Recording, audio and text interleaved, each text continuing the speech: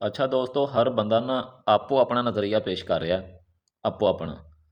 ਤੇ ਲੇਕਿਨ ਗੱਲ ਸੁਣ ਕੇ ਜਾਣੀ ਹੈ, ਗੱਲ ਮਜ਼ਾਕ 'ਚ ਨਹੀਂ ਹੈਗੀ। ਇੱਕ ਬੰਦਾ ਸੀ ਨਾ, ਉਹਦੀ ਬੁੱਢੀ ਫੌਤ ਹੋ ਜਾਂਦੀ, ਜਦੋਂ ਦਫਨਾ ਦਿੰਦੇ ਆ ਨਾ, ਉਹਦੀ ਕਬਰ ਦੇ ਵਿੱਚੋਂ ਬੜੀ ਸੋਹਣੀ ਖੁਸ਼ਬੂ ਆਉਂਦੀ ਹੈ। ਐਸੀ ਖੁਸ਼ਬੂ ਆਉਂਦੀ ਹੈ ਕਿ ਜਿਹੜਾ ਬੰਦਾ ਵੀ ਕੋਲੋਂ ਲੰਘਦਾ ਨਾ, ਉਹ ਹੈਰਾਨ ਪਰੇਸ਼ਾਨ ਹੋ ਜਾਂਦਾ ਹੈ। ਤੇ ਉਹ ਬੰਦੇ ਇਕੱਠੇ ਹੋ ਗਏ ਨਾ ਕਾਫੀ ਸਾਰੇ, ਤੇ ਉਹ ਬੰਦੇ ਦੇ ਕੋਲ ਜਾਂਦੇ ਨੇ ਜਿਹੜੀ ਉਹਦੀ ਵਾਈਫ ਰਹੀ ਹੁੰਦੀ ਹੈ। ਤੇ ਉਹ ਜਾ ਕੇ ਪੁੱਛਦੇ ਨੇ ਕਿ ਯਾਰ, ਤੇਰੀ ਬੇਗਮ ਦੀ ਕਬਰ ਕੋਲੋਂ ਖੁਸ਼ਬੂ ਆਉਂਦੀ ਹੈ, ਤੇ ਐਡੀ ਕੁ ਸੋਹਣੀ ਖੁਸ਼ਬੂ ਆਉਂਦੀ ਹੈ ਕਿ ਅਸੀਂ ਹੈਰਾਨ ਹੋ ਜਾਂਦੇ ਹਾਂ। ਤੇ ਇਹ ਕੀ ਰਾਜ਼ ਹੈ, ਕੀ ਮੌਜਜ਼ਾ ਹੈ, ਸਾਨੂੰ ਦੱਸ ਸਕਣਾ? ਤੇ ਉਹ ਬੰਦਾ ਆਖਦਾ ਹੈ ਕਿ ਮੇਰੇ ਵਿੱਚ ਉਹ ਸਲਾਹੀਅਤ ਨਹੀਂ ਸੀ, ਤੇ ਮੈਂ ਆਪਣੀ ਬੁੱਢੀ ਨੂੰ ਪਹਿਲੇ ਦਿਨ ਹੀ, ਪਹਿਲੀ ਰਾਤ ਹੀ ਆਖ ਛੜਿਆ ਸੀਗਾ, ਭਾਵੇਂ ਪਰਦਾ ਰੱਖ ਲਾ ਤੇ ਭਾਵੇਂ ਰੌਲਾ ਪਾ ਦੇ। ਤੇ ਕਹਿੰਦੀ ਆ, ਉਸ ਕਰਮ ਵਾਲੀ ਨੇ, ਉਹ ਮੇਰਾ ਜਿਹੜਾ ਦੁੱਖ ਜਾਂ ਗਮ ਸੀ ਨਾ, ਉਹਨੇ ਆਪਣੇ ਅੰਦਰ ਸਮਾ ਲਿਆ।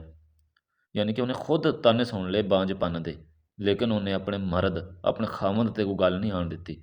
ਤੇ ਉਹਦੀ ਜਿੰਨੀ ਜ਼ਿੰਦਗੀ ਸੀ ਉਹਨੇ ਕੱਢ ਦਿੱਤੀ। ਤੇ ਕਹਿੰਦਾ ਮੇਰਾ ਉਹਨੇ ਉਹ ਰਾਜ਼ ਰੱਖਿਆ, ਤੇ ਅੱਲਾਹ ਪਾਕ ਉਹਦੇ ਤੋਂ ਇੰਨਾ ਕੁ ਰਾਜ਼ੀ ਹੋਇਆ ਕਿ ਉਹਦੀ ਜਿਹੜੀ ਕਬਰ ਹੈ, ਉਹ ਖੁਸ਼ਬੂ ਦੇ ਨਾਲ ਮੁਅੱਤਰ ਕਰ ਦਿੱਤੀ, ਭਰ ਦਿੱਤੀ। ਇਹ ਉਹਨੂੰ ਉਹਦਾ ਇਨਾਮ ਮਿਲਿਆ ਬੰਦੇ ਦਾ। ਤੇ ਦੋਸਤੋ, ਗੱਲ ਚੰਗੀ ਲੱਗੀ ਆ ਨਾ, ਤੇ ਸ਼ੇਅਰ ਲਾਜ਼ਮੀ ਕਰਨੀ ਹੈ, ਮੈਂ ਨਹੀਂ ਰੋਕਣਾ ਸ਼ੇਅਰ ਕਰਨ ਤੋਂ। ਮੌਲਾ ਹਮ ਸਭ ਕਾ ਹਾਮੀ व नासिर।